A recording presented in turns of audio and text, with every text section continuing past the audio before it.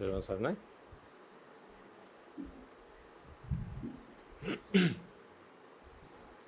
All feeling well? Good? Different place?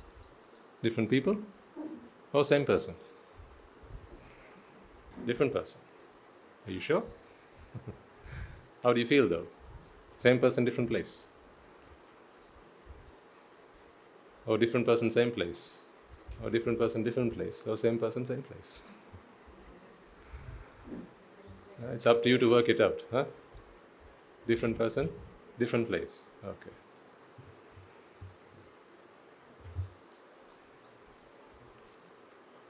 The thing is, different people will feel about it in different ways as well. Won't they? Is it a different place or is it a different person? Is it the same person? On the outside it seems like it's the same person but a different place, isn't it? So on the way here, the Anagarika Putta who holds the umbrella, he was asking me, Swaminatha, don't you feel like different? Like normally you do the sermon in the library building. Today you're going to do it in this particular building. Do you feel anything odd, unusual about it? I said, where's the library? He said, oh, that's the first time I saw the library. I've never seen the library before. So I don't feel any different. But what do I mean by that? Had I seen the library before? The previous place where I do the sermon, had we seen that before? Had we? No. Why not? Because, of course, it's a brand new citta, isn't it? If it's a brand new citta, then it was the first time in samsara that I saw the library. Hello, strangers. Have we met before? Do we know each other? Why are you looking at me like I'm so familiar to you? We've never met before. A bunch of strangers, a new place. Everything's new today. But it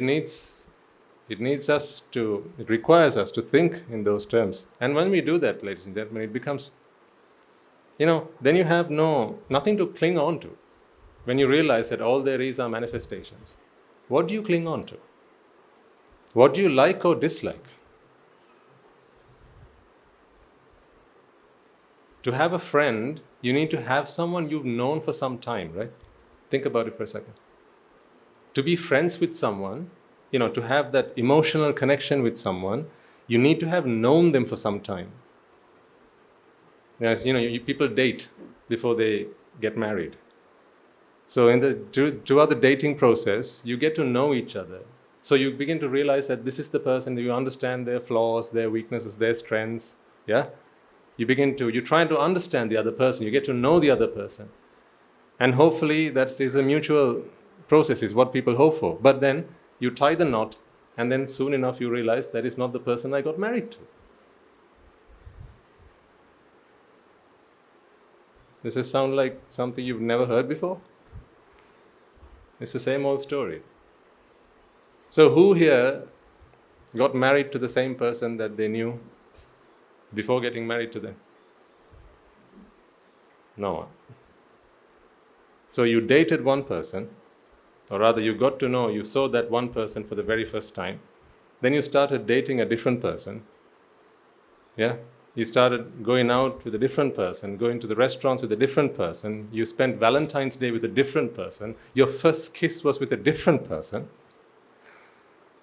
Yeah? And you held hands of a very different person. And ultimately, you got onto the porua with a different person, and you got off the porua. How flippant you are. How promiscuous you are. So who here has ever committed themselves to one individual? People claim that, right? I've only loved one person in my whole life. Yeah? People say that. I've only ever loved one person in my whole life. I've always been very faithful. I'm not the kind of girl who goes out with everybody, right? I'm very honest, I'm very committed, I'm very dedicated to one individual. Who here can actually claim that they have been so? No one. Why is that? Because that is not the truth. That's why. The truth is, you can never hold on to something. Now then, when people say Buddhism is about letting go of what?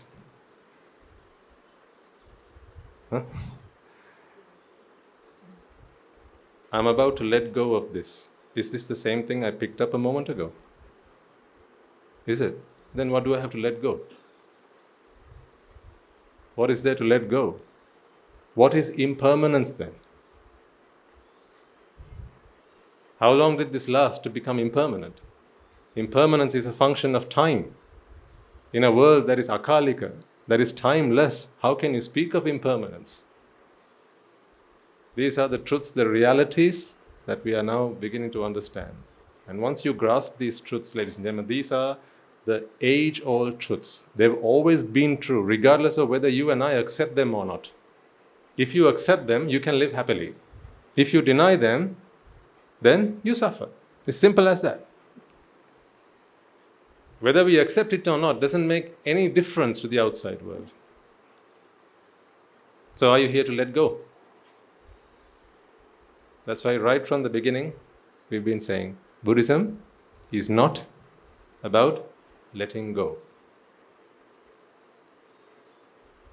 Because when people think that Buddhism is about letting go, they get really paranoid.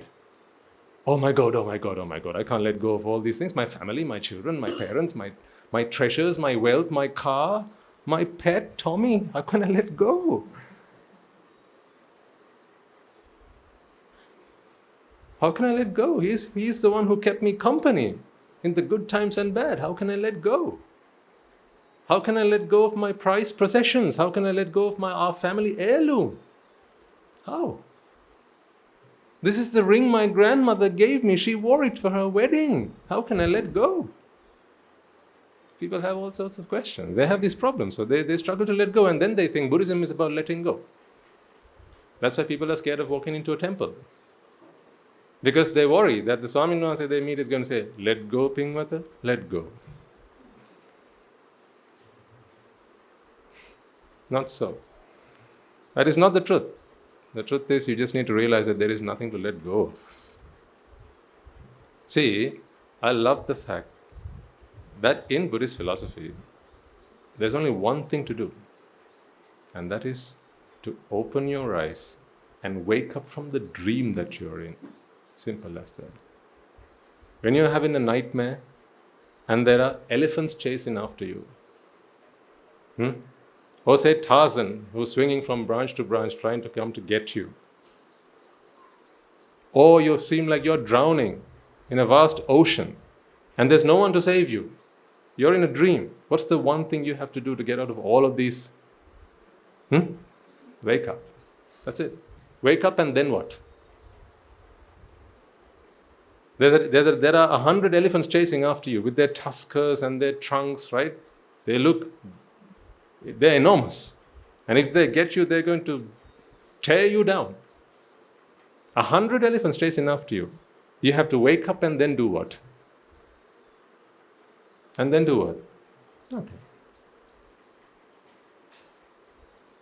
This is why Buddhist philosophy is so powerful. You just have to realize. Realization is bliss. Some think ignorance is, but realization is bliss. The ultimate bliss is the realization. And that is what our great master did under that Bodhi tree. All those paramitas that he fulfilled, ladies and gentlemen, over those many incalculable eons, was so that his realization could happen. Unfortunately, he had no teacher.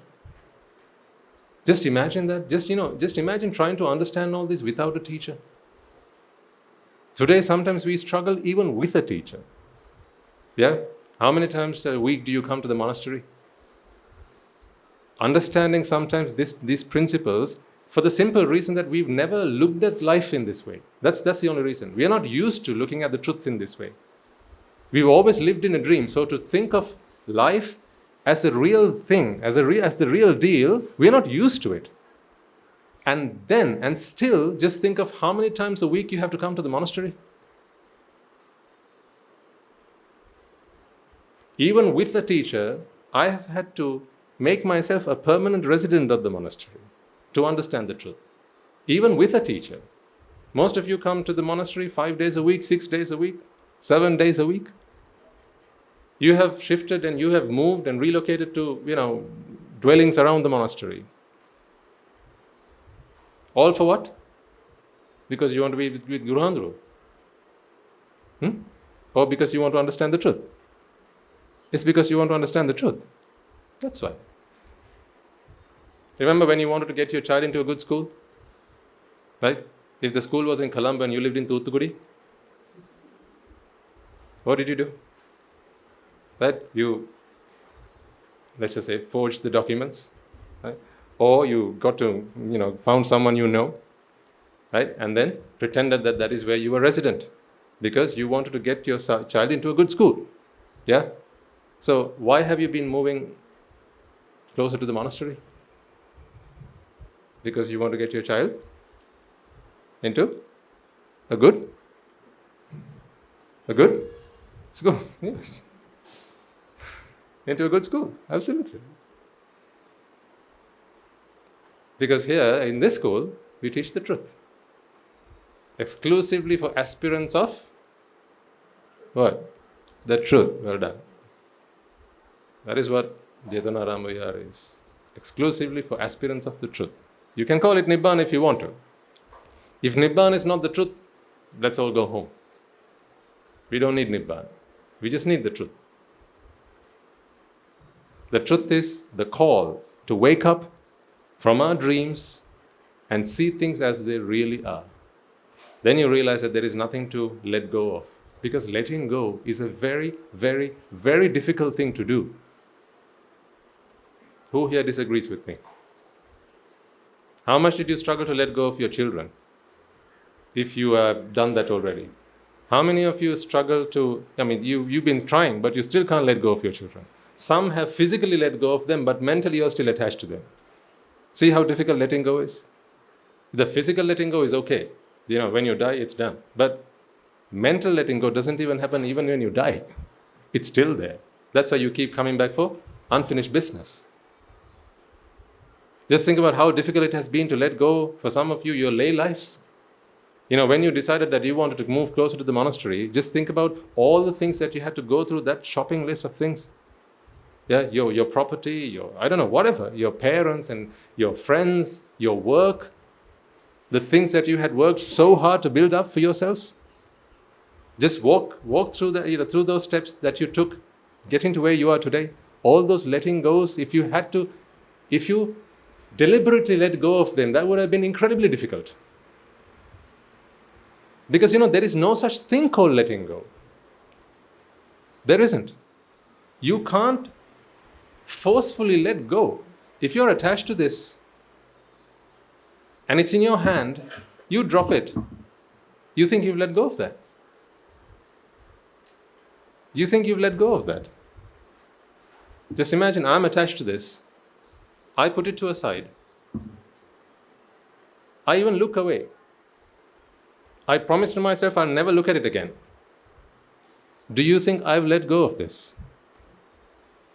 Because if that is letting go, where's your car right now? Where's your car right now? Are you sitting in it? Where's your house right now? If you're a resident here, don't answer that question. You're at home. But, if you've come from home and your home is somewhere outside these two gates, right? Where's your home right now? It's somewhere else, right? Not here. Maybe it's somewhere in Colombo City. So if that is letting go, then you've already let go. We let go all day, all the time. Your favorite item of jewelry, have you got that on you right now?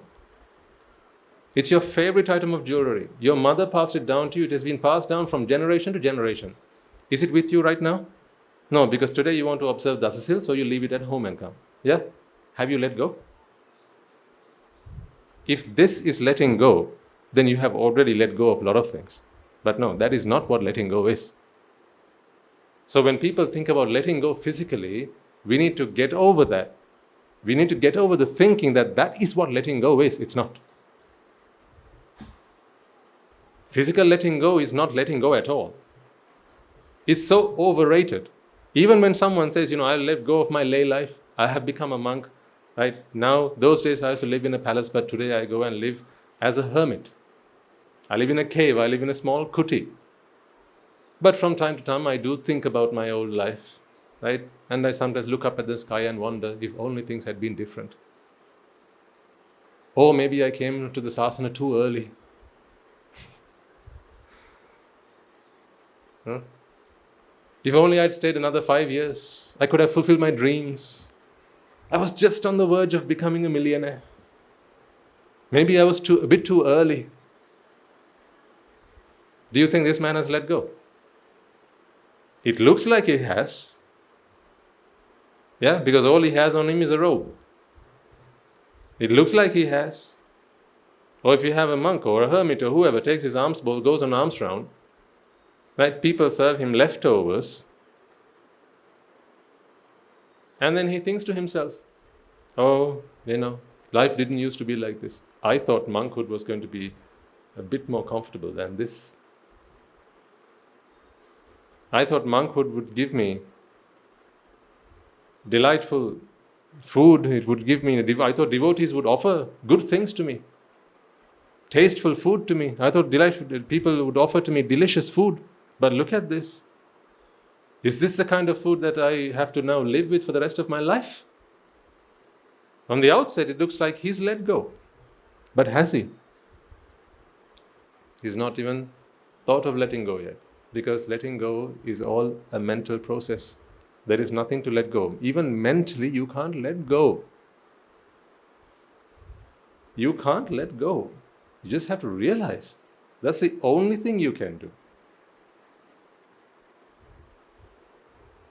This is why we revere the Buddha.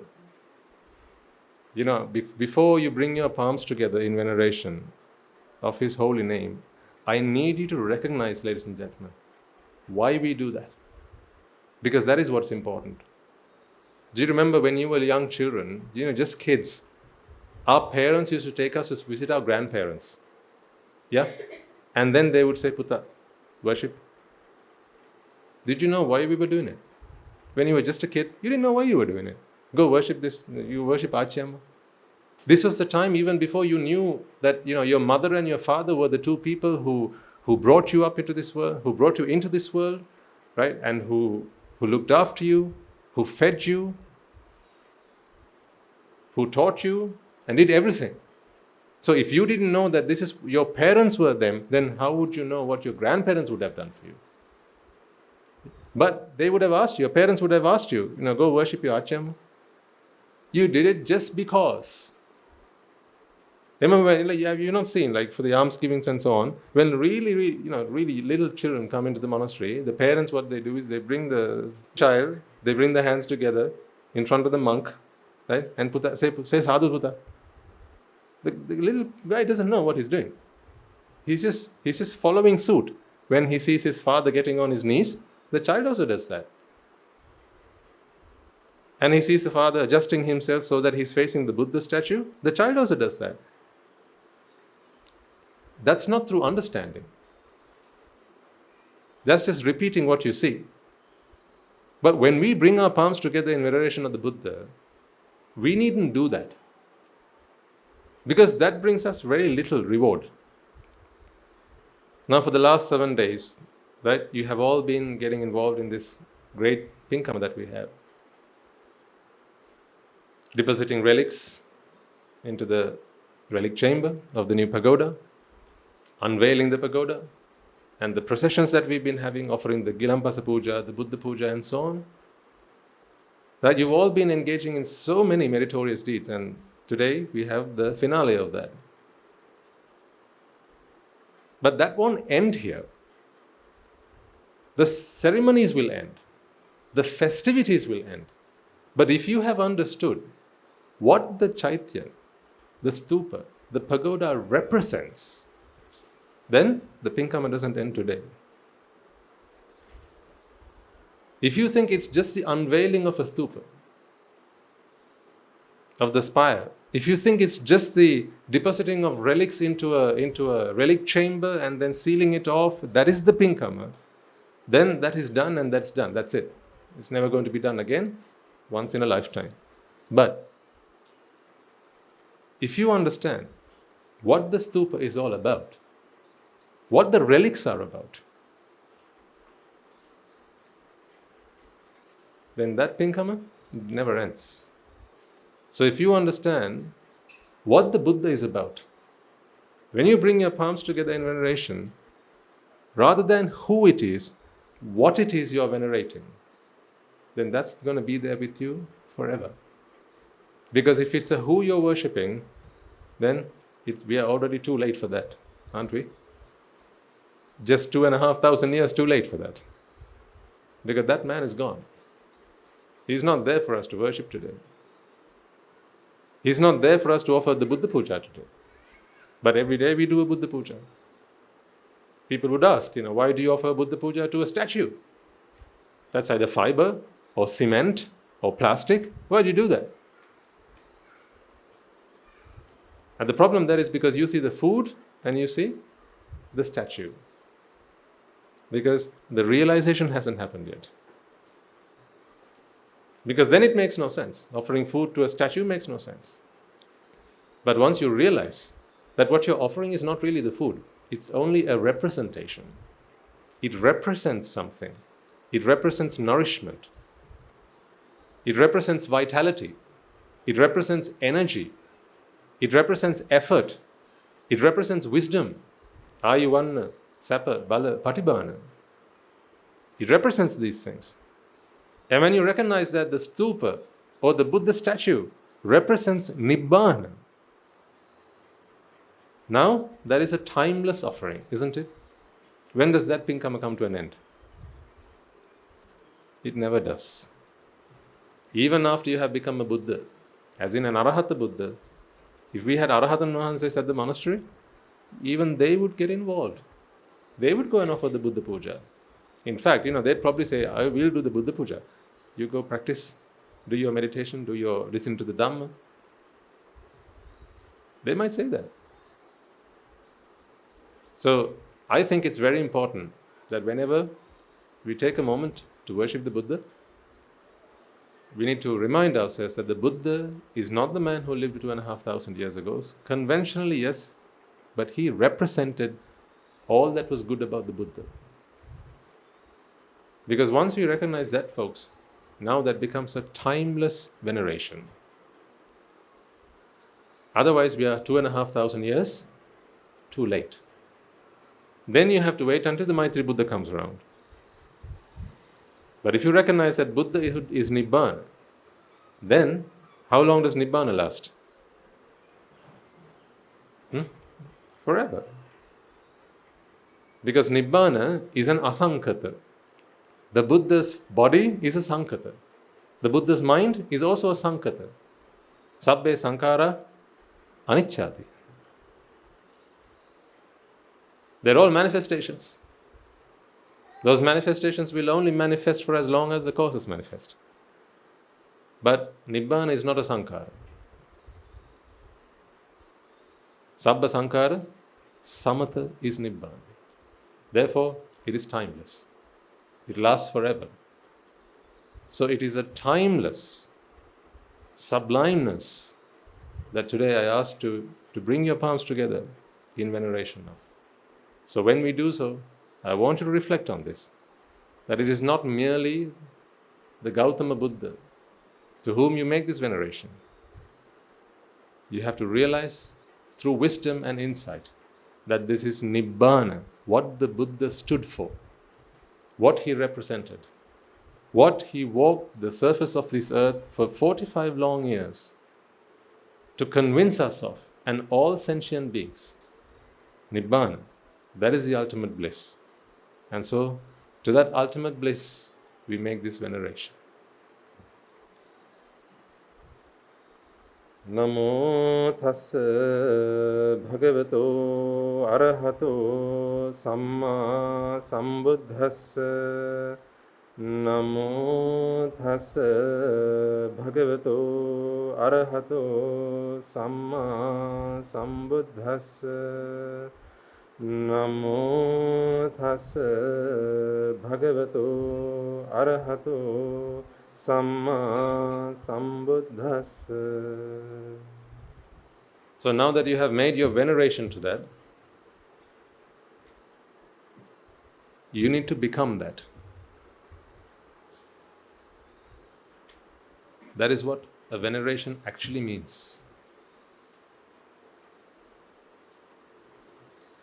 You know the Sinhalese word for veneration, making a worship, is vandana. Yes. What that means is to wash away the ignorance, to dispel ignorance, to dispel blindness.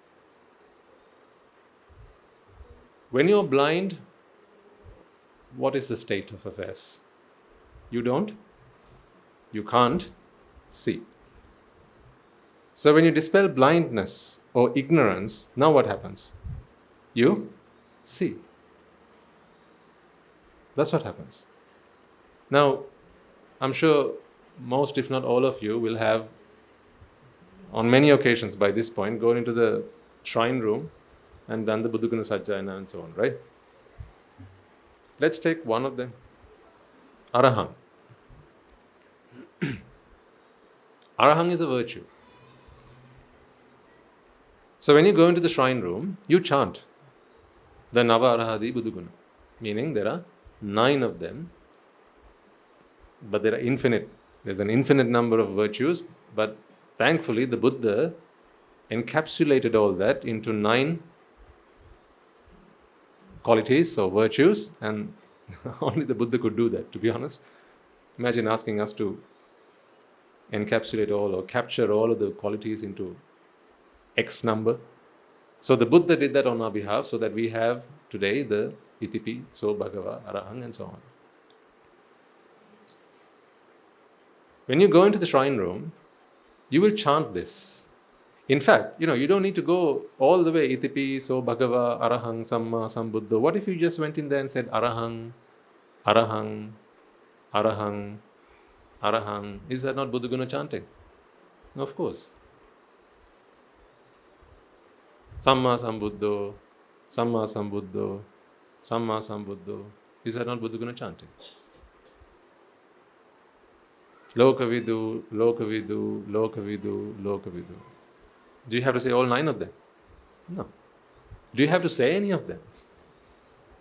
You said leave alone 9 of them. Do you have to actually say, like speak out, pronounce any of them? No.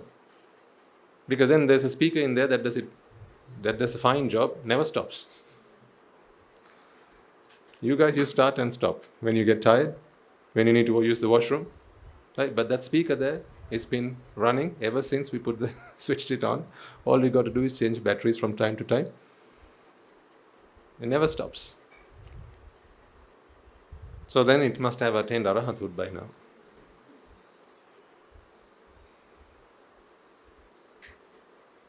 Do you think the speaker is doing a worship? I don't mean the speaker of the... I'm talking about the speaker. Not that speaker, okay? Parliamentarian speaker. These days, that's, you could mistake me for saying that. We've had a lot of people come and go. You're probably thinking the speaker is in the shrine room. He's not. I speak of the speaker, the speaker, Buffalo speaker. So, this speaker, that's not a worship. Because a worship or a veneration is about dispelling blindness. That is what a vandana is. So when you take, for example, Arahant, your vandana of Arahant, your veneration of Arahant must lead you to this. And what is that? You have to become Arahant. That is your worship.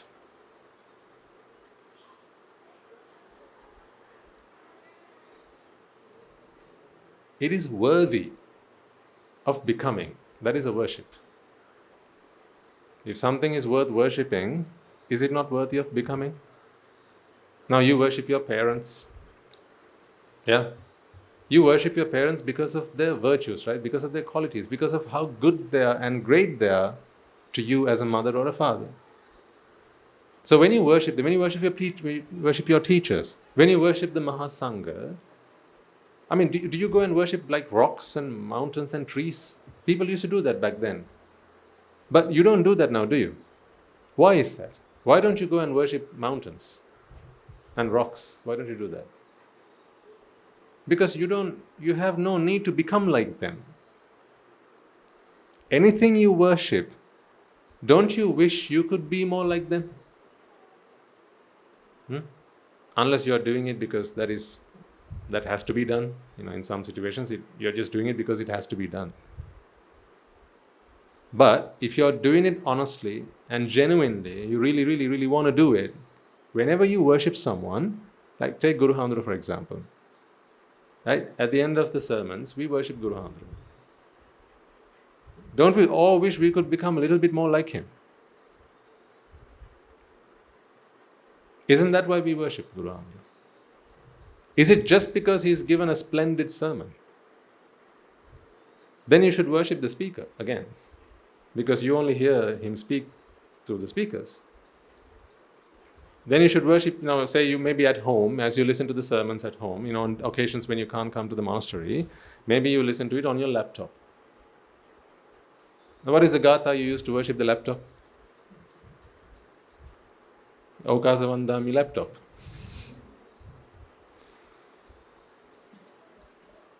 But perhaps there are those among you who still do the worship at home even after listening to the sermon. Okasavandami bhante. But that's not the laptop you're worshipping. Do you want to become more like a laptop? More flexible? No. What you want to become, you worship. So worshipping is our attestation that we want to become more like the object that we worship. Those days when people used to think that the sun and the moon and the stars and the rocks and the trees, they were all deities. Those days, people didn't really want to become deities, but they wanted favors from the deities. They wanted the deities to look after them, to protect them. And they thought if we worship the deities, then they would be happy. And when they're happy, they would look after me. We call it santosa.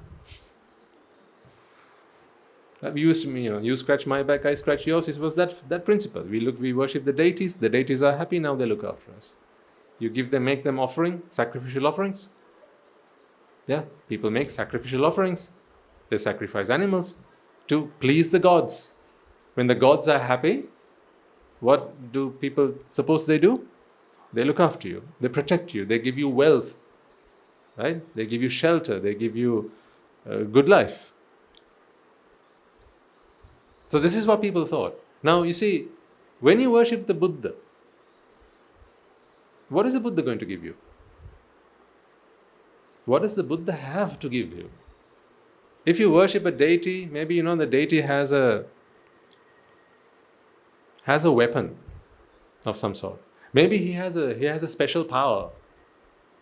Maybe he can teleport you.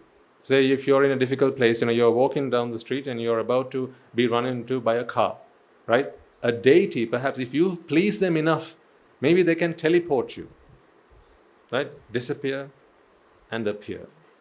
So the deity has done that for you because you have made them happy. What can the Buddha do for you?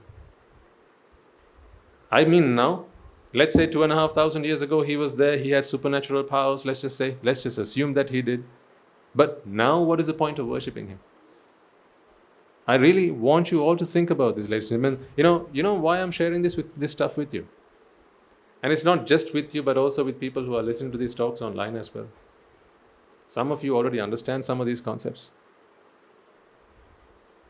But much of the world, they're set in their ways of thinking. They're very close and narrow-minded. They don't open themselves up to other possibilities. Because we live in a physical world, The ideas and thoughts that have been instilled in our minds is what you see is there, what you hear is there, but nothing else exists. So therefore, it's quite right that people question, why do you worship the Buddha? In other religions, like say Christianity, God is always there. God is timeless. If you take Islam, for instance, Allah is always there. He's been there even before us. He's always been there, and He will always be there. So because He will always be there, God Almighty will always be there, they'll always be there to protect us, won't they? And that is what they believe. They'll always be there to provide for us.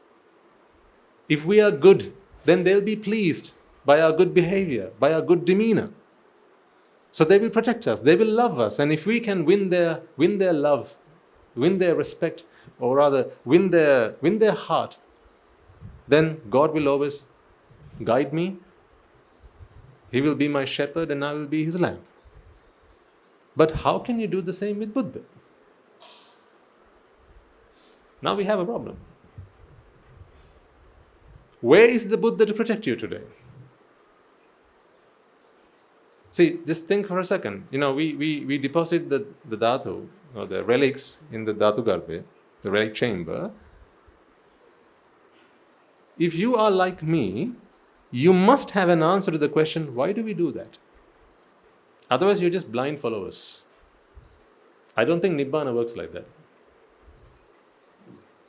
I've never been one who subscribed to blind faith. If I don't see rhyme and reason in why I do something, I just don't do it. I don't mean adamantly. If someone says I have to do it, I do it. I'm not difficult like that. Honestly, I'm not difficult like that. But what I mean is, for it to bring us something, for it to bring us some fulfillment, for it to actually give us something meaningful and add something to our lives, don't you think you need to understand what you're doing? Yeah? You see, if we built a temple for God Shiva, let's just say, Lord Shiva is timeless. He's there today and He will always be there. He's the creator and He's the destroyer. In the Hindu religion, that is what they say. So one day He's going to open His third eye, and once He opens His third eye, the whole world and all worldly systems as we understand it can and will be destroyed. But He was also the creator. He created the world. So if He created the world and if He's going to destroy the world, He must be there when the world is destroyed, right? I mean, He's not like the LTT. He doesn't commit suicide. He's there. But the world is destroyed. He's not a suicide bomber. He'll be there. So Lord Shiva will always be there.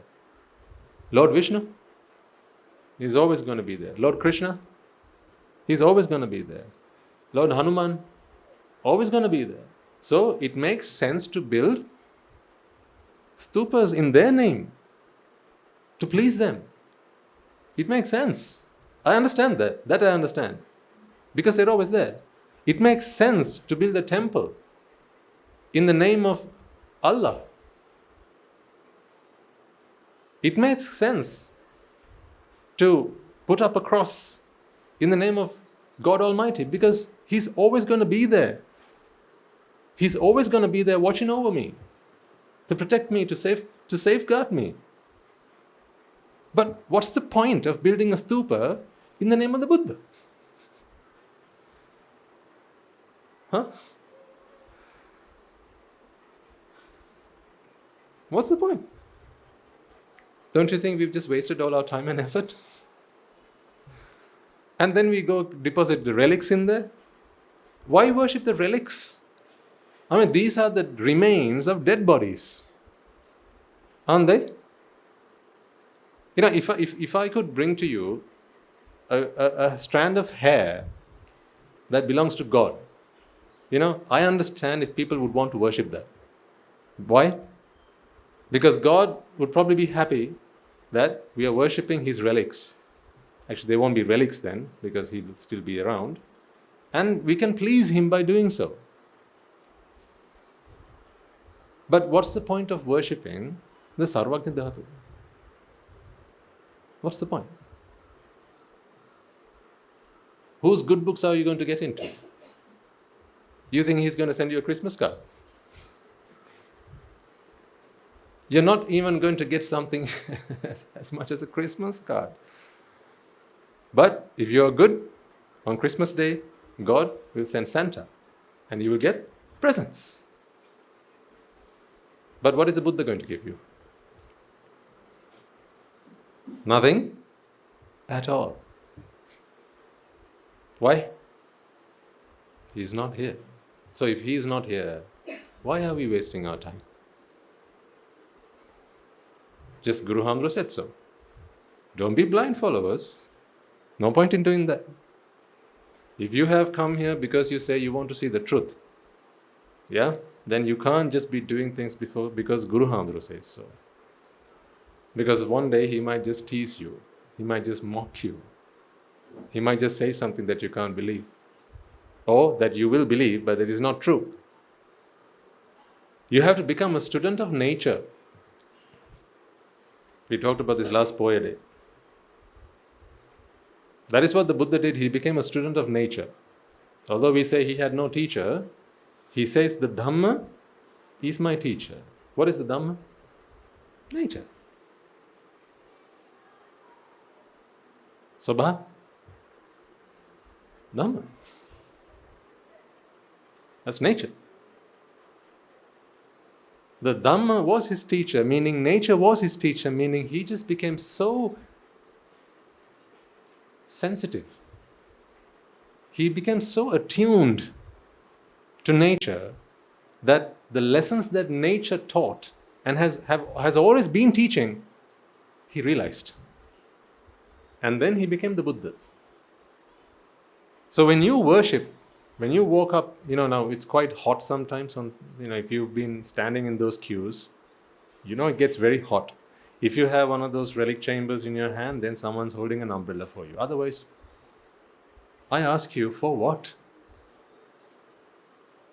Do they give you soft drinks up there? No. So for what then? Do they give you a trophy? Do you get a certificate? No, for what then?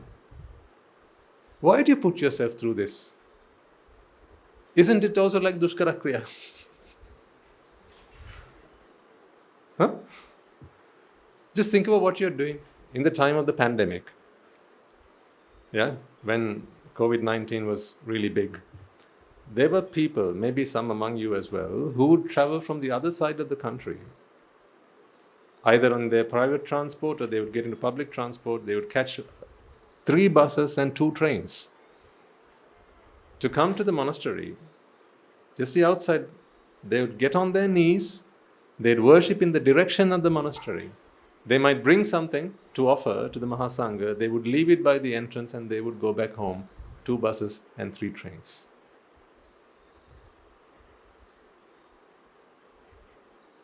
Don't you think that is like a Dushkara Kriya? What did they get out of it? You can see what they spent, right? They had to pay the fare to get here. And if they brought something with them, they had to carry that with them. Then they left it by the gate. No one to accept it from them. No one to even say, give an ashirvada, a blessing. Then they turned around and they went back. Those days we used to share those stories with you. I've seen plenty of videos of captured on the CCTV cameras outside of people who used to come up to the monastery. They'd bring with them whatever gifts they could carry in their little hands all the way from wherever. Those days, there were curfews and so on as well. Some of them would go and speak to the authorities and get special permissions just to bring some rations to the monastery. Oh my, these people are crazy.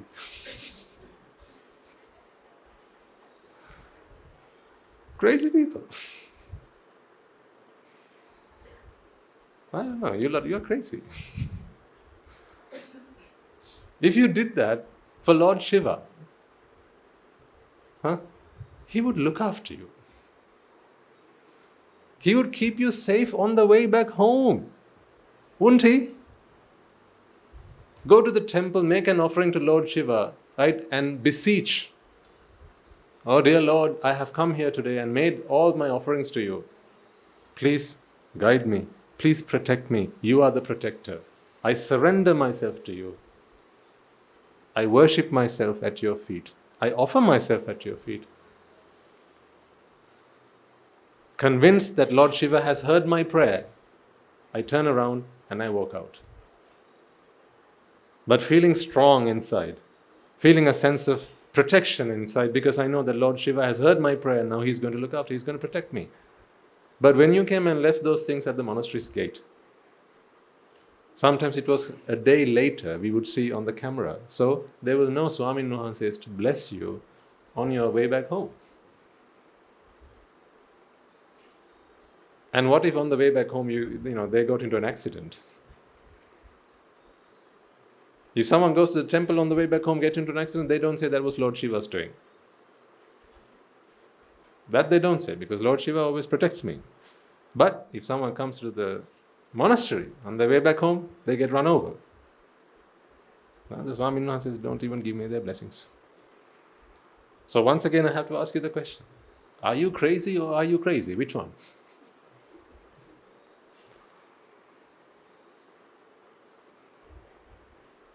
If you don't understand why you do these things, you're just a blind follower. Blind followers don't go very far in the Buddha Sasana. I mean, not that they get led astray. It comes to a point, where you have to stop. To make progress from there on, as you enter the realm of insight, you have to start to answer these questions for yourself. You need answers. Because the realm of wisdom, it requires you to walk in with your eyes open. So you need to understand what you have been doing over the last 7 days. Today is the last day, the 8th day of these processions. You need to know what you're doing, because you'll be walking up there today as well.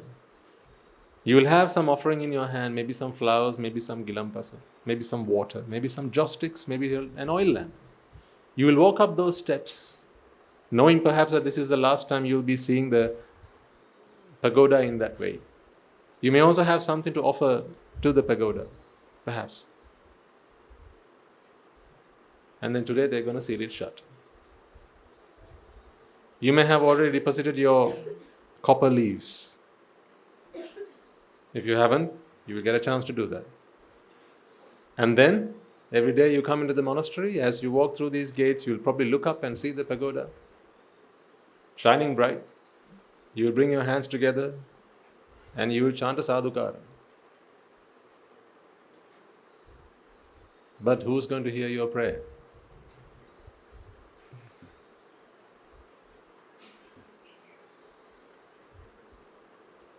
There are no deities in the Devata Kotu, I can tell you that much. I haven't seen any anyway. Maybe there are, but I haven't seen any.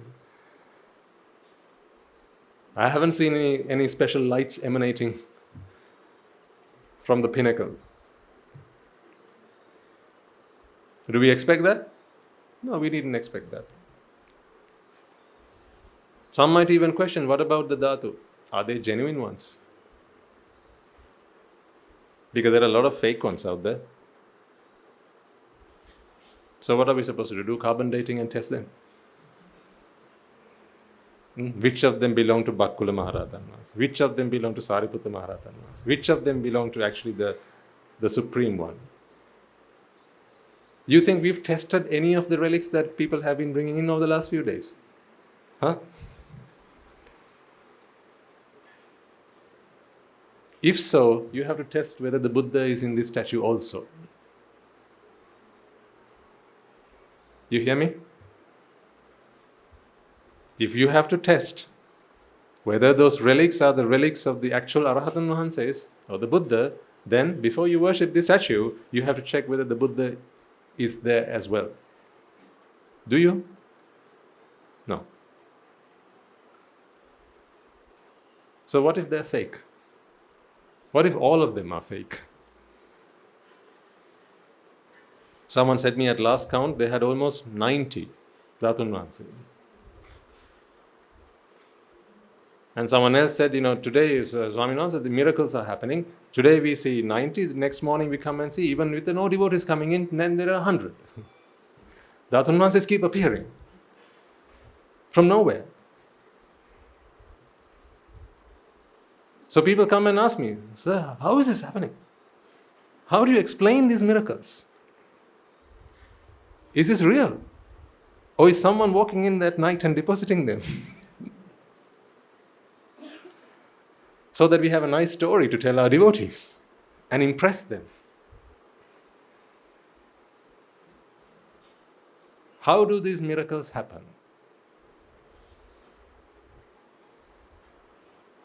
It's a bit like asking, where was the Buddha born?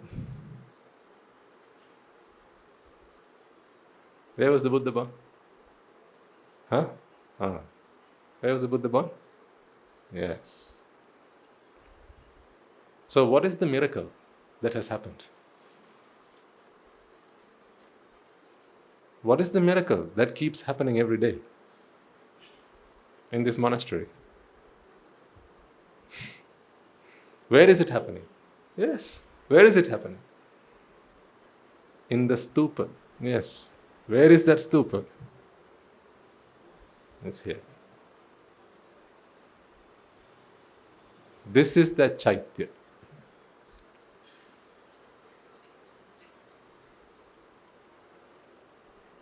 So you don't need to go and check whether those Dhatunvansis are genuine ones. Who cares if they're just fragments of glass? Do you think we will make any less of a worship or an offering if we figured out that they were fragments of glass? No, because those worships, those venerations, those offerings, they're not made to material things. Because, we've gone far beyond that, all of us. That is why today it matters not what this statue is made out of. In fact, if I took the head off of this statue, would you not worship it again? Say the statue fell on the floor and broke at the neck. Right? Now we have the statue and put the head by the side. When you worship, won't you worship the Buddha again? Will you feel like it's no longer the Buddha I'm worshipping? So was it the Buddha you were worshipping before that then? Is this what the Buddha looked like? You can't make statues of what the Buddha looked like.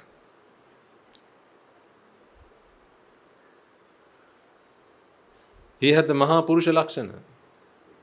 It is said you can't actually make a statue that resembles the Buddha entirely and represent all 32 of his Mahapurusha Lakshana. It is said that you can't actually create a statue like that. A statue of perfection. You can't do that. Because all statues have flaws, because they're made by people who have flaws. In fact, those days, one of the reasons they didn't make statues for a long period of time in history was because they knew that you just can't mold a bit of clay to look like the Buddha. But that to a side, the Buddha is just not a bit of clay. So when you worship the stupa, as you walk in every morning, and you bring your hands together, you look up that way, and you make your worship, ladies and gentlemen, you need to understand that what you are aspiring to is to dispel ignorance. That is what a worship actually means. Vandana. To dispel ignorance. If arahang, arahang, arahang, arahang is all you chant when you go into the shrine room, it even matters not whether you chant it verbally. And even it doesn't even matter whether you recite it mentally. Because just repeating the word arahang is not going to do much for you. I mean, it's not a detergent that washes your mouth. It's not an oral antiseptic. It does nothing. It's just a word.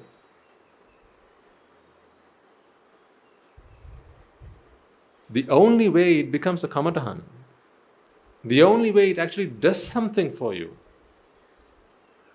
is when you try to become Arahant. So if there's something worthy of your worship, if there's something worthy of your reverence, then it is worthy of you becoming that. That is how we must all understand what a worship means. As good Buddhists, no, as intelligent Buddhists, there are a lot of good Buddhists. As intelligent Buddhists, as Buddhists who go beyond the conventional norms of what being a Buddhist is all about. Are you a conventional Buddhist or are you an intelligent Buddhist? What are you? Because a good Buddhist is a religious man. A conventional Buddhist is a good scientist. Or rather, a what Buddhist? A conventional Buddhist is a religious man. An intelligent Buddhist is a good scientist. They're a good student. They have understood nature. So, can't you worship nature? What is it to worship nature? What does that mean? To become nature. What is the Buddha after all? Nature.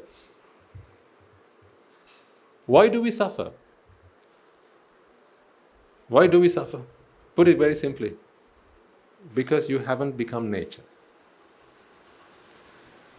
When your expectations are in conflict with the principles, the laws, the phenomenon of nature, the workings of nature, when your understanding, when your interpretation of the world, when your expectations are in conflict with that, that's when you suffer. All things rise and pass away. I mean, let's take it at a very simple level, because ultimately that is not true either. Things don't rise and pass away. But that's enough for another day. Okay? Let's just say on a very simple level, all things rise and pass away. If your expectation is that they should rise and remain so, what's going to happen? You suffer. If your expectation is that they should pass away but not rise again, then what happens? Again you suffer.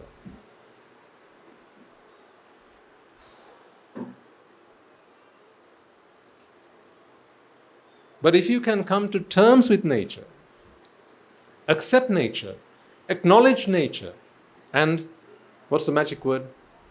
Become. In your understanding, if you can become nature, in your understanding, what about your body? What part of the body has to become nature? It is already nature. There is no part of your body that goes against nature, no part of it. So when you have a heart attack, someone gives you a heart transplant, right? Is that not nature now? Or someone gives you an artificial heart, is that no longer nature? Is plastic not nature? It's nature. Everything is nature. So how come people say you're polluting nature by dropping plastic and polythene and so on? You can't pollute nature. Because everything is nature. How can you pollute nature? Now the environmental activists will be activated upon hearing this sermon. I think I'm asking for trouble now. They'll be queuing up outside next day. Not just the villagers. But you have to, we've got to be on another level to understand what I mean here. This is not mundane Dhamma. This is not just a Jataka Katha, right? This is the Jataka Katha. It is the story of the Jati. You can call it the Jatika Katha if you want.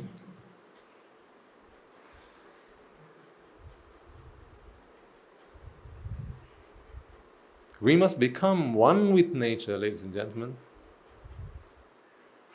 They say God created the world and everything. I love that saying. I love it. Because what that means to me is, God is nature. I love that. Because it gives me something to aspire to. Here, I have found a philosophy that teaches me how to become God. I don't know any other philosophy that teaches you how to become God. I don't know any other religion that teaches you how to become God. Other religions, other philosophies, I think, with my limited knowledge and understanding of the world, I think they teach you how to get close to God. They teach you how to enter the garden of God. How to be close to God. But that's as close as you can get. That's as close as you can get. If you go and ask someone, how can you become Shiva? The answer is going to be, he is unparalleled. You can't become Shiva. Can you become Allah? Oh, don't even think about it. Can you become God Almighty? The One? No. He is the Father. You can't become God. You can't become Krishna. You can't become Shiva. You can't become Lord Hanuman. No other religion will teach you how to become God. But what the Buddha teaches you is how to become God.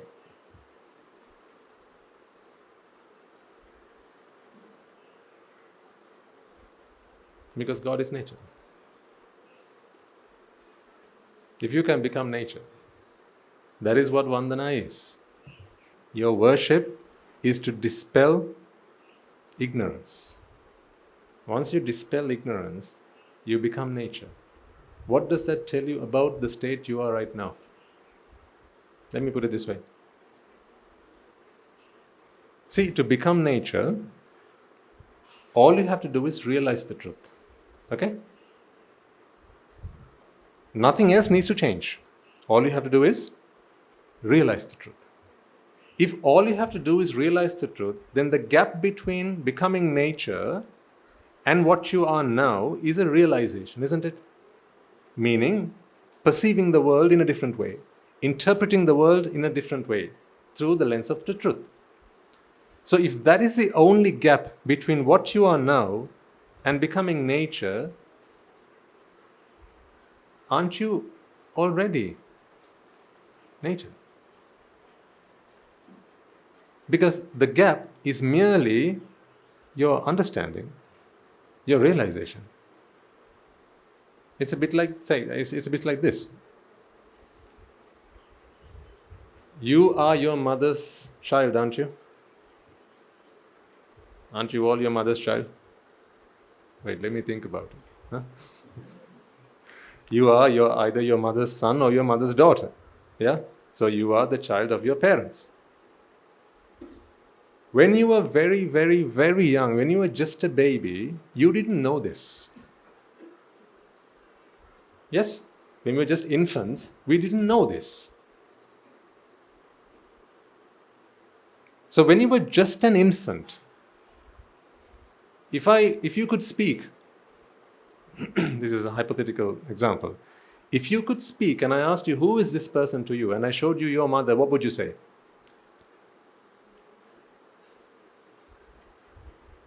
Milk feeder. She's my milk bottle. That's what you would have said. And especially if you'd showed it to the father, you probably wouldn't have known at all. Like, I don't know, doesn't give me anything. He feels warm when he holds me, but besides that, I don't know. Keeps me warm. Gives me cuddles. He's a cuddle giver. But you didn't understand them as mother and father, did you? Not in the way that you understand today. Today, you understand that a mother is more than someone who just feeds you, right? Because otherwise the cow does the same. She feeds you. But your mother is she's a very special person. She's unique. There are no two of her type. There's only one. And the same goes for father. There's only one. There are no two of her type. Even when people say, my wife, she's like a mother to me. She's like a mother to you, yes. But she's not the mother to you. Scratch my back, scratch my back. That's how it works. But the mother is the mother, is the mother, is the mother. She's always the mother. That doesn't change. The father is the father, is the father, is the father. That is the father. That doesn't change. It goes beyond just a biological connection. Now, this is a very two-dimensional story. Others you say, so what you said before does not tally with what you're saying now. There are no mothers, there are no fathers. Stop preaching to me and let me do the preaching, you listen.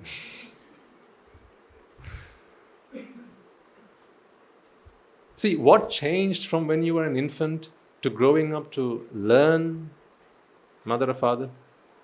Your understanding, isn't it? Were they not, before you understood that they were your mother and father, were they not still your parents? They were. Were they any less your parents before you knew them as your parents? Any less? 1%? 0.5%? No. They were 100% your mother and father before you understood them as such, and 100% your mother and father after you understood them as such. After you realized that they were mother and father, did they treat you any differently? Did they love you more now that you know them as mother and father? No, that never changed. So it's the same concept here. The same concept here. I'm trying to show you with something you really, really, really understand. This new concept. It's not really a new concept. You just need to apply what you already know into something you don't know. You are already 100% nature, both physically and mentally. Your body is 100% nature. Every single strand of hair on your head. Yes, Swaminathan says also. To your last toe. From head to toe, 100% of you is nature. That is the physical aspect of it. What remains is the mental aspect. Your chittas that arise and pass away. What about them? Are they also not nature? What percentage of that is nature? So what is the chitta? Vedana, Sanya, Sankhara, Vijnana. If you consider Rupa also, Rupa, Vedana, Sanya, Sankhara, Vijnana. What percentage of Rupa is nature? 100%. Vedana? Put it this way. What percentage of Rupa is natural? 100%. Others you could say it's 20% of nature, which would also be a right answer because the other 80 would be Vedana, Sanya, and so on. But if you just take Rupa alone, if this was Rupa, what percentage of this is nature? 100% of it is nature. Vedana, Sanya, Sankhara, and Vijnana. So when you consider all 5 of them together, now you have covered both the physical aspect and the mental aspect. So 100% of you is nature. Where's the problem? Understanding.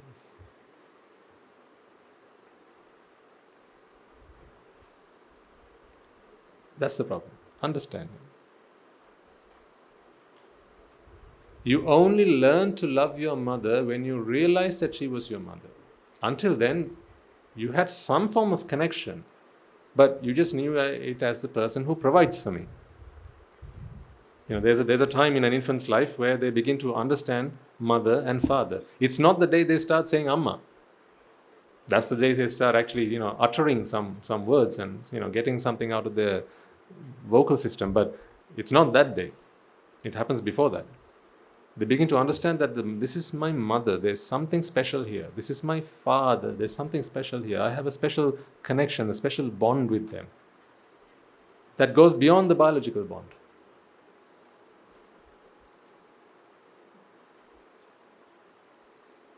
So once you begin to understand that, now that special bond begins to form. And now you're happy with them. You see, no matter where you go, where do you always want to come back? What's that word? 4-letter word. H. Home. Because who's at home? Ammi and Tata.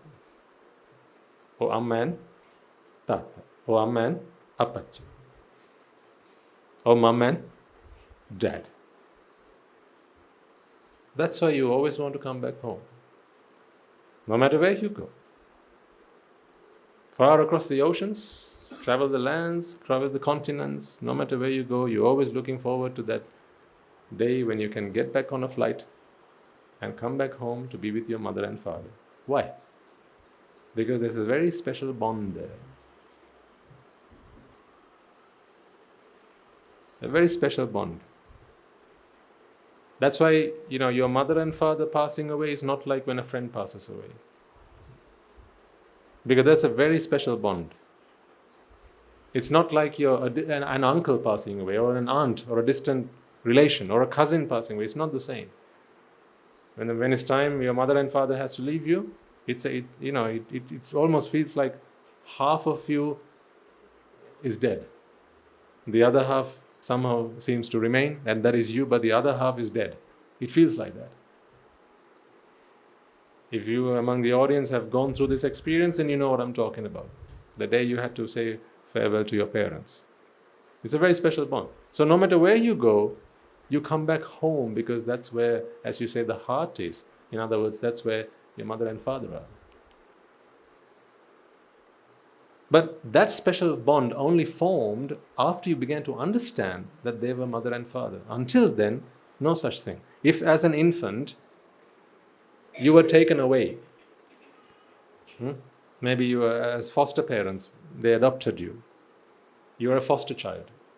They took you and adopted you, and now two other people you call mother and father. That bond would not have formed with your parents.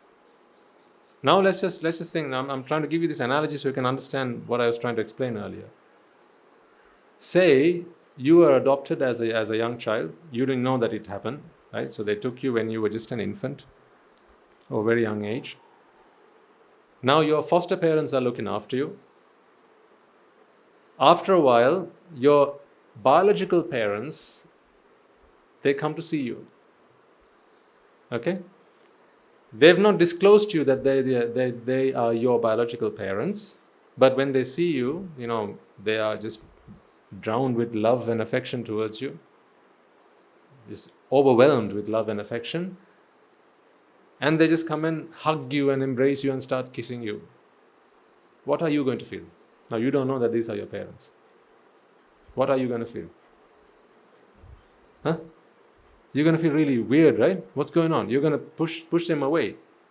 Leave me alone. What are you doing? Child molesters? You feel like something's wrong. You might even call the police on your parents, but you don't know that these are your parents. So this might happen for a few minutes, and then maybe your adopted parents will say, whoa, hold on, they're your biological parents. Huh? What? What would you do after that? Would you not reciprocate what your parents did just a moment ago? You would go and hug them, maybe get them on the floor. See, that's what happens when you learn that nature, you are nature. Nature is always trying to embrace you. Nature is always trying to take you into her arms. Nature is always saying, you are my child, come to me. Let's arise and pass away together. Nature is always saying that. Nature is saying, here, I feel, let me give you the lifeblood. Let me give you energy. Integrate with me. Unite with me. Come to me, my child. But you don't accept them as mother and father. You don't accept nature as mother and father because you have yet to realize. Therefore, what do people do? They fight. They fight back. They reject nature. When nature says arise, they say, no, I don't want to arise. Now, friction, conflict, suffering. When nature says, let's pass away, then the untamed, the unrealized mind says, no, don't want to pass away. I want to be like this. See, nature is trying to embrace you. They're trying to give you that maternal embrace, but we are not ready because we have yet to recognize and realize that We are also nature, just like the child has to realize that they are the biological children of those parents. And once that happens, you just fall into their embrace. Then they don't feel like strangers. Ladies and gentlemen, until you understand the Dhamma, you feel like nature is a stranger to you.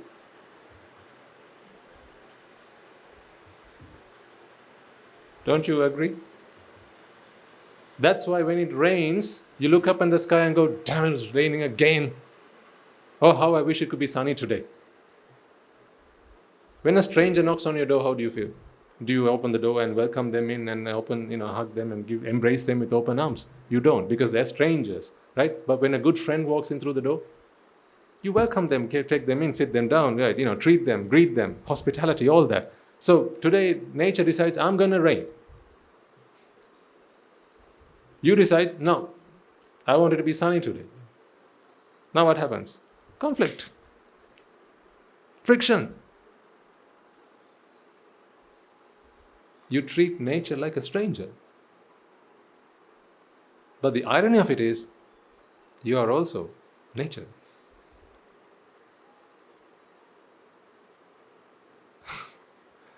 And so when nature decides today is going to be a sunny day, and you want it to rain, you're a farmer.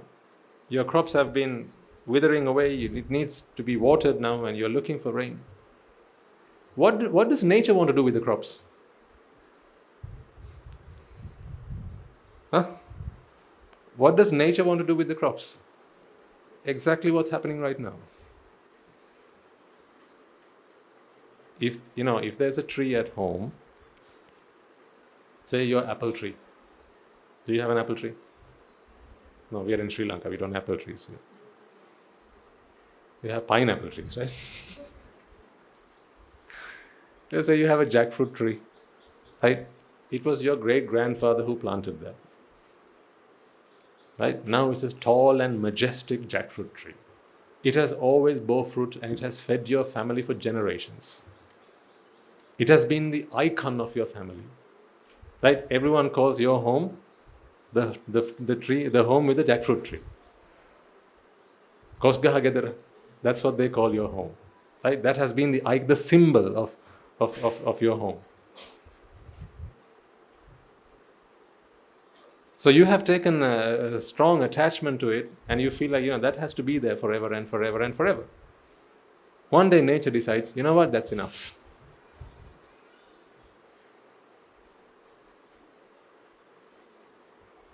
The skies begin to darken. The clouds swing into action. You can hear the thunder. And out of nowhere comes a lightning bolt. Of all the places it could strike.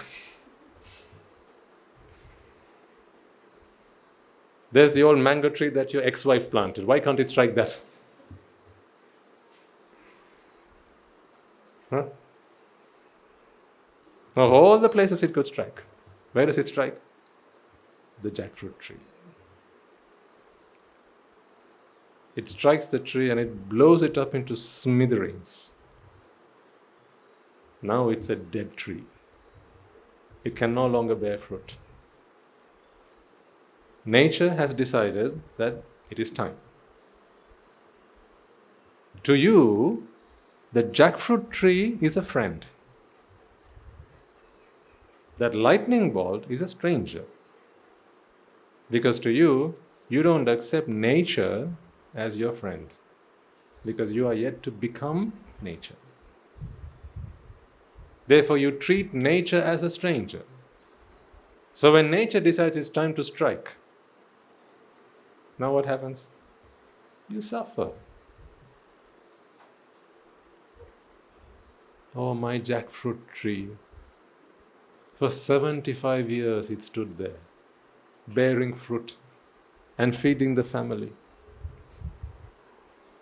Maybe 175 years. No, you don't have jackfruit trees that last that long, right? 7,500 years it stood there, bearing fruit and fed the family.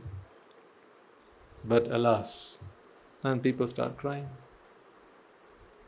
But nature has decided that that is what needs to happen. So, if your plantation, if you are a farmer, you have a paddy field, right, and it has not been raining for the last 3 months. I understand there are people who are hungry, right?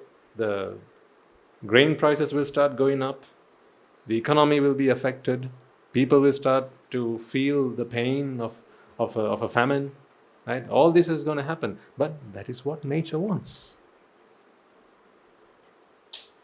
When it's time to die, doesn't nature take you? What can you do to fight that?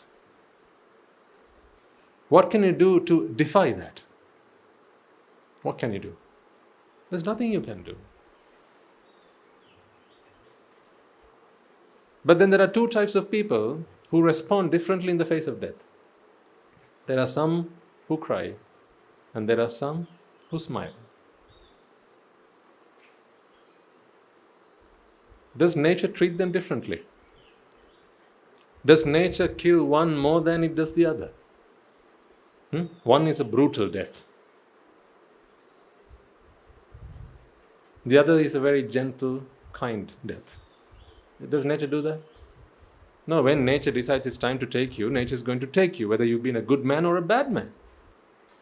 Yeah, whether you have been a sinner or a saint, when nature decides it's time to take you, nature takes you. But then why do some people cry in the face of death and why do others smile in the face of death? Because when nature comes, it depends on your attitude to nature. If you have realized as the Buddha did, now you become friends with nature, you become one with nature, you become God. Who created death?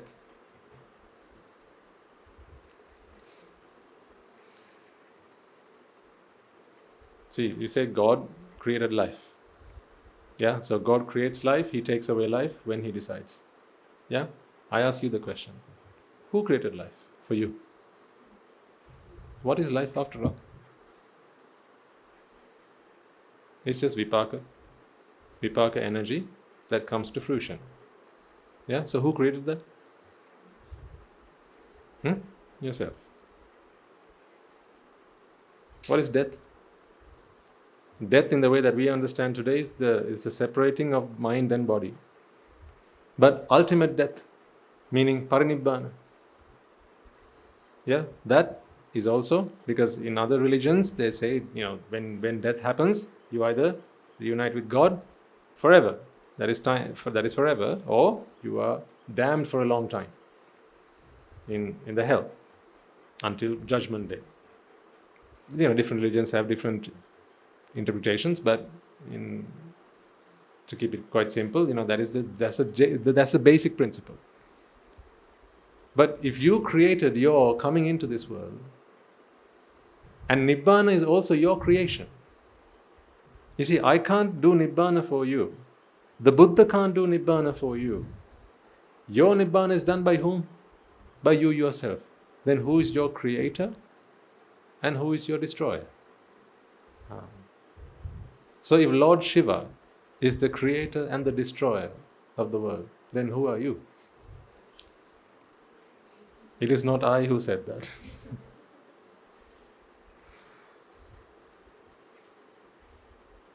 I believe in what he says. These scriptures, they have such depth.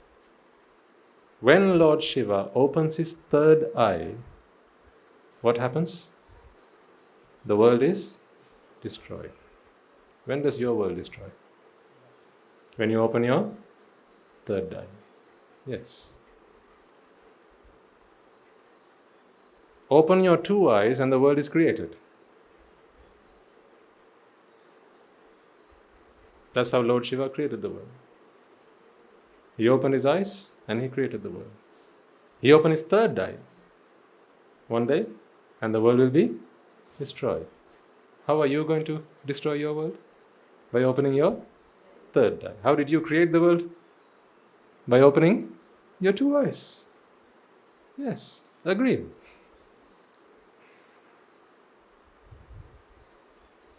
So don't you believe in Hinduism? Yes, it is true.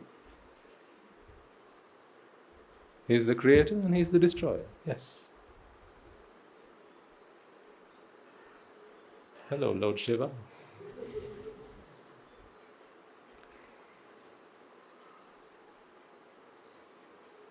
Right, time's up for today. So, in a few minutes, you'll all be joining the procession up to the stupa, where the last puja will be done, the last offering. And if you haven't deposited your copper leaves, you will have the opportunity to do that. In these copper leaves, I hope you have inscribed the ways in which you have benefited from the Buddha Sasana. If you haven't had a chance to grab a copper leaf yet, then please, you can request one from the Dhamma hall. They'll be more than happy to give you one. In there, inscribe what the Sasana has done for you. Swagatang vatamiyasi. Mama Guru Himi Santiki. That's my version of it.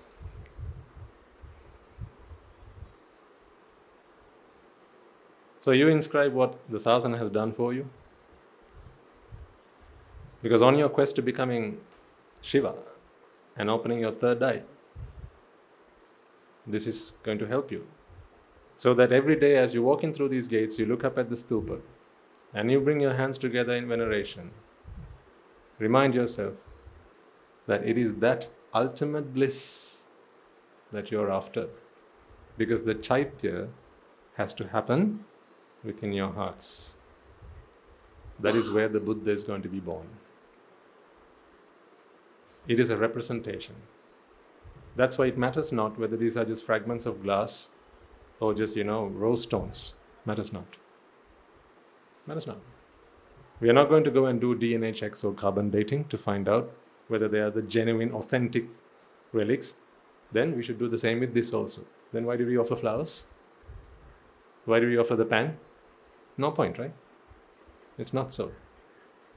Even if you create a mound of sand or soil and worship it, that brings you merits because the virtue is not in the sand, it's not in the soil, therefore it's not in the relic.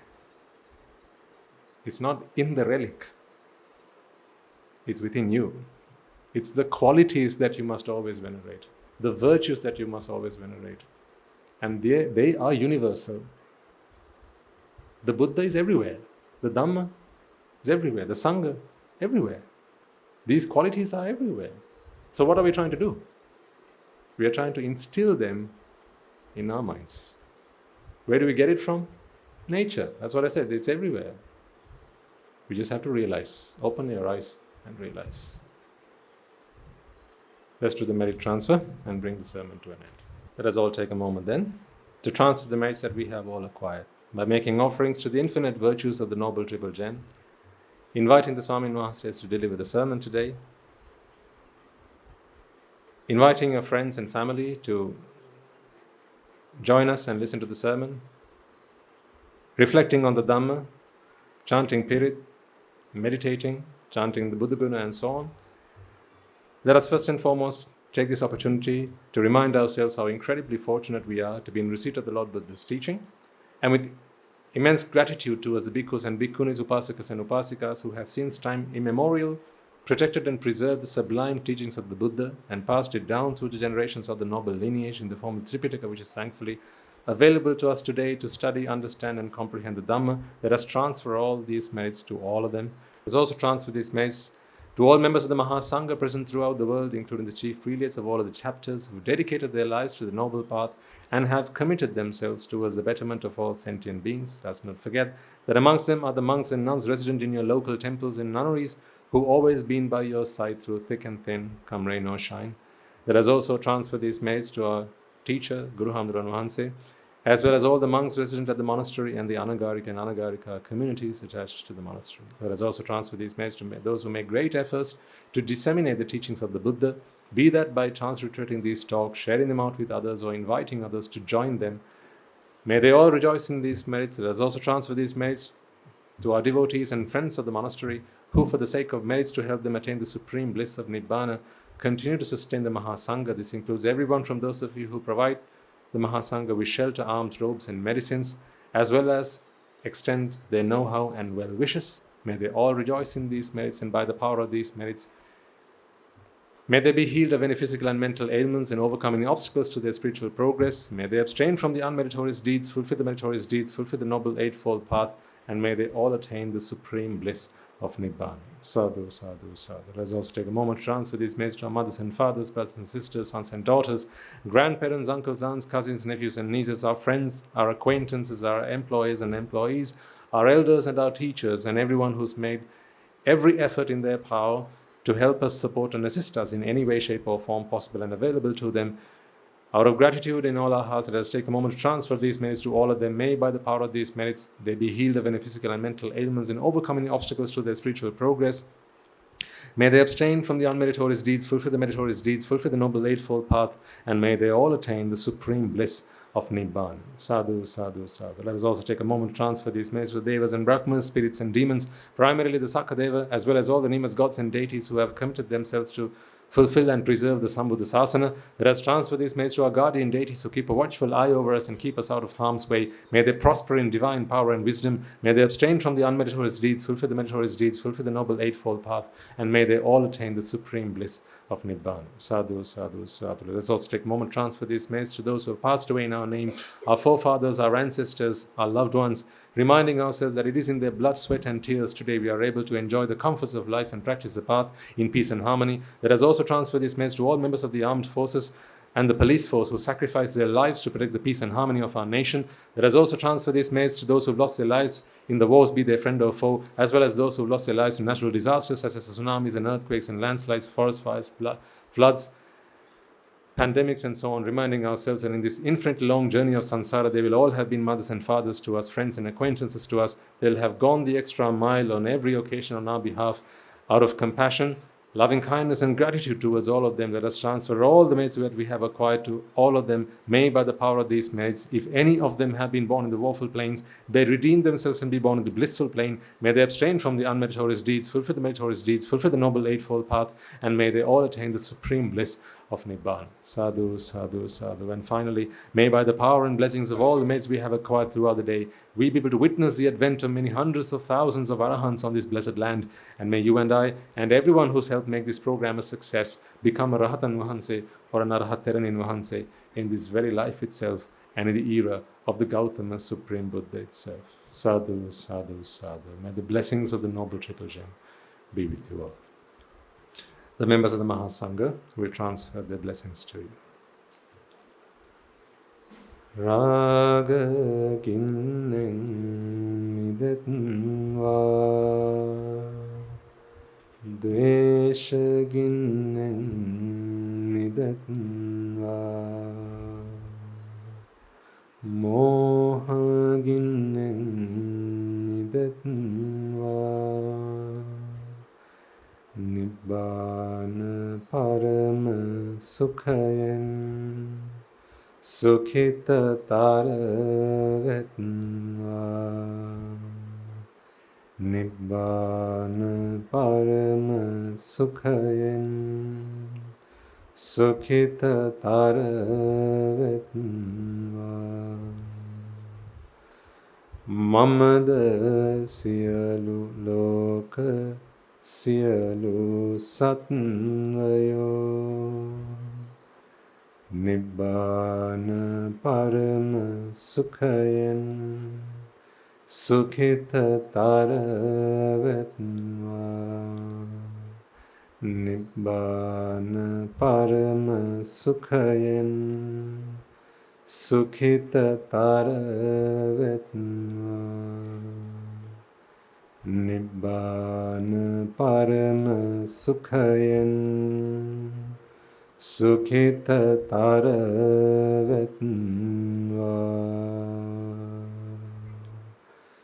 Raga Gini Niveva Dvesha Gini Niveva Moha Gini Niveva Nivan Sapa Labeva Nivan සැප ලැබේවා නිවන් සැප ලැබේවා තුන්රුවන්ගේ සූවිසි අනන්ත මහා ගුණ බැලෙන් සියලු ලෝක සියලු සත්වයෝම නිබ්බාන පරම සුඛයෙන් සුගතතර වෙත්වා සාදු සාදු සාදු